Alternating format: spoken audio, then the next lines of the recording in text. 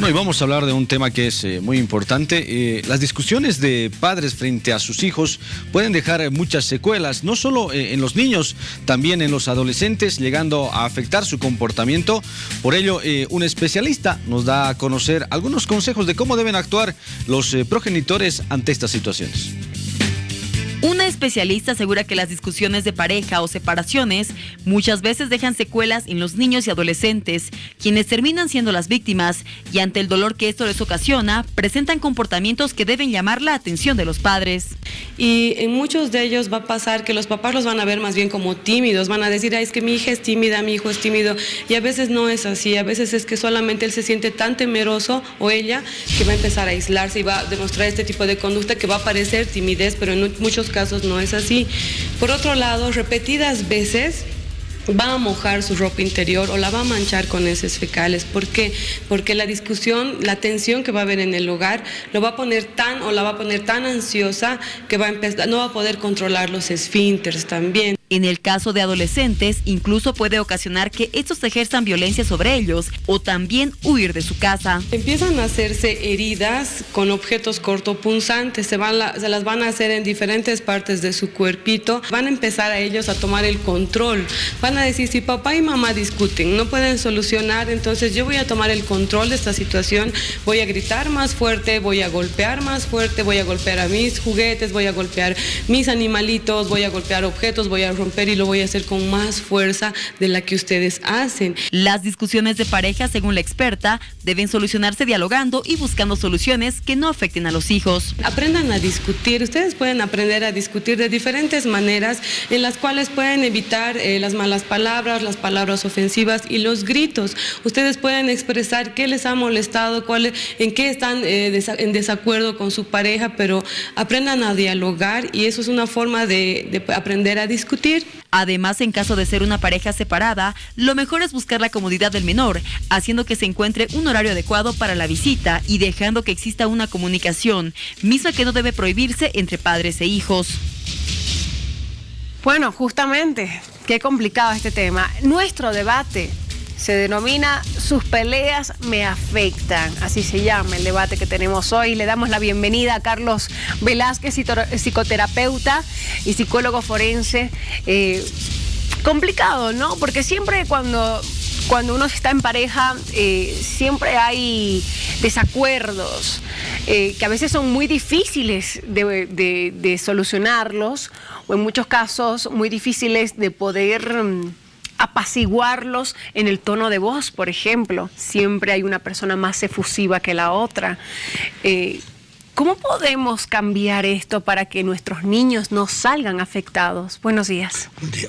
A ver, creo que hay varias cosas. La primera es entender que el relacionamiento entre dos personas siempre es complejo.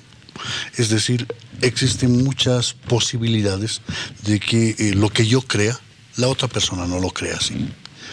Pero precisamente por lo racionales, por lo adultos que somos, es que vamos a actuar conciliando. Esto es poniéndonos de acuerdo. Cuando empiezan a haber discusiones, cuando empiezan a haber peleas, no se está llegando a acuerdos, sino se está dando la imposición por parte de uno, lo que yo creo respecto a lo que tú crees. Y este tipo de discusiones ya no se centran en el problema, sino se centran en el poder. ¿Quién tiene más poder para imponer lo que quiere? Y terminan incrementándose diferentes acciones como elevar el tono de voz, como utilizar palabras en algún caso ofensivas, que hacen que se cambie el contenido mismo del problema que se quiere resolver. Por otra parte, es llamativo como cuando la gente incrementa el tono de voz, hace que no se escuche el contenido, solo se escucha la voz, el tono. Entonces, ¿de qué estaban discutiendo? No sé, es que me ha gritado. O sea, el contenido del problema se pierde. Entonces, ¿cuál es el primer principio? Está bien no ponerme de acuerdo, no estar de acuerdo, pero como adulto intento llegar a acuerdos en los cuales no se trata de ganar-perder, sino ganar-ganar. Ambos ceden para tener una respuesta. Pero es muy complicado ese tema, ambos ceden, o sea, fácil es decirlo. Perdóneme, licenciado, pero es ¿cómo que actuamos? ¿cómo se actúa? porque yo puedo estar de desacuerdo y yo quiero decir mi posición, manifestar lo que yo siento, y esa persona de repente tiene un tono de voz mucho más alto o elevado. Yo, por ejemplo, soy así, tengo un tono de voz más elevado. ¿Cómo poder tratar de equilibrar esto? Y sobre todo, ¿qué hago para que de repente nuestros niños no nos escuchen? O sea, porque a veces por más de que uno se encierre en el cuarto, el niño está pegado a la puerta tratando de escuchar qué dicen los papás. Los niños se dan cuenta de todo lo que sucede a su alrededor. Entonces, ¿cómo pelear? ¿Cómo discutir? A ver, primero... Si quiero pelear, por ejemplo. Es muy complicado pelear, porque la pelea no lleva a nada. O sea, no llegas a tener ningún resultado a partir de una pelea.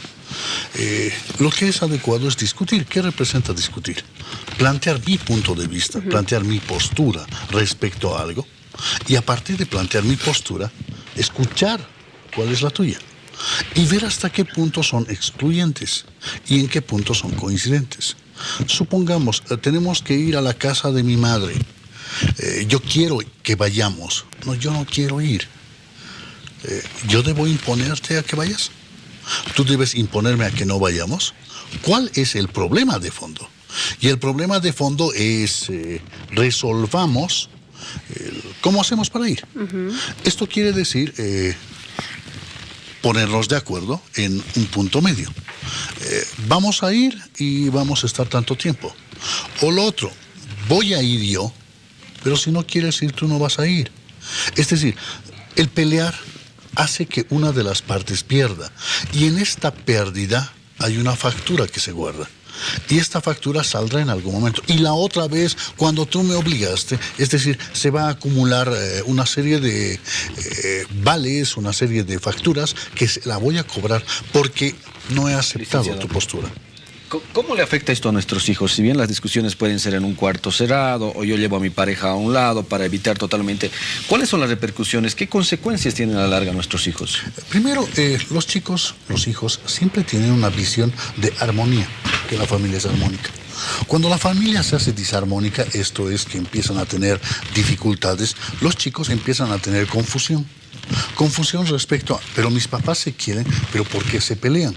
Yo me peleo cuando algo me daña, cuando algo me lastima, cuando alguien está haciéndome daño. Pero mis papás en teoría se quieren.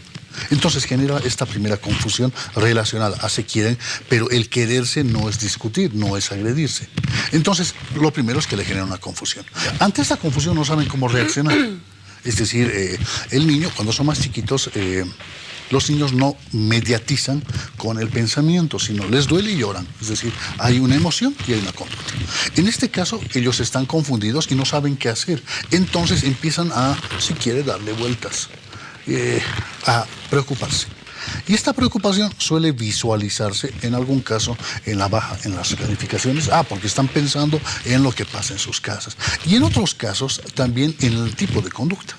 Es decir, se ponen más tristes, en otros casos más agresivos, porque están repitiendo lo que están viendo. Licenciado, pero por ejemplo, es importante decirlo, yo puedo decirle a mi hijo, a mi hija, así como tú peleas con tu hermanito por un juguete que no te gusta, o por un juego que no te gusta, o te gusta, yo también tengo ciertas diferencias con tu papá, ¿no es cierto? ¿Es válido esta teoría? ¿Puede ser válida para que el niño pueda entender más o menos por dónde va? Y no es que no lo deje de querer a su papá.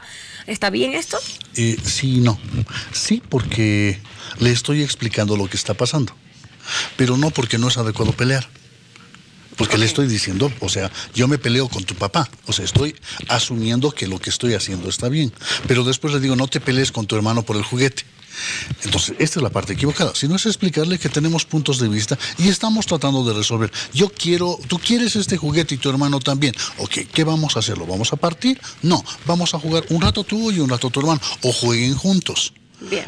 Llegar a acuerdos. Otra consulta, licenciado. Y esto a la larga hace que, en el caso de que el padre o la mamá sea la vencedora de esta discusión, hace que el niño tenga más afecto al papá o a la mamá en caso de que aquella persona haya salido victoriosa con esto. Es bien complejo porque los chicos se van a apegar al que consideran débil. No necesariamente al ganador. Y se apegan al débil porque intentan protegerlo. Pero paralelamente a esto, si el daño además les afecta a esto, a ellos, es decir, sienten que en la discusión, en la pelea, también los han involucrado, se van a enojar con quien debió protegerlos. Es decir, con quien es débil y no ha actuado, si quiere, nivelando. Por más que tenga la razón, que Bien. Por más que es que los chicos no saben quién tiene la razón. Licenciado, muchos padres y madres nos están sintonizando en este momento. ¿Cuál es la recomendación puntual que usted le hace a ellos? No pelear. Es decir, puedo tener discusiones, puedo tener desacuerdos y como adulto racional llego a ponerme de acuerdo. Es decir, desarrollar la capacidad de conciliar, de plantear mi punto de vista y escuchar el punto de vista del otro y lograr un punto intermedio. Es complejo, sí, es complejo. Complejo porque juegan las emociones, porque dejo de pensar en el problema y solo siento. Cuando uno empieza a sentir, deja de pensar. Y el problema requiere una solución. Comienzo a gritar, ¿el grito resuelve el problema? Comienzo a llorar, ¿el llanto resuelve el problema? No, son expresiones, de acuerdo. Pero el problema sigue estando allá. Qué Entonces, complicado. se trata de racionalizar. Licenciado, quiero agradecerle por su presencia. Realmente son consejos valiosos. Hay que aplicarlos. Es muy difícil. Suena muy bonito, pero es muy además, difícil, porque es complicado. Siempre tenemos diferencias. Siempre tenemos Cerramos diferencias. este debate de hoy. Tuvimos como invitado al licenciado Carlos Velázquez, psicoterapeuta, psicólogo forense. Sus peleas me afectan. Ese fue nuestro debate de hoy. Muchas gracias, licenciado. Hasta otra oportunidad.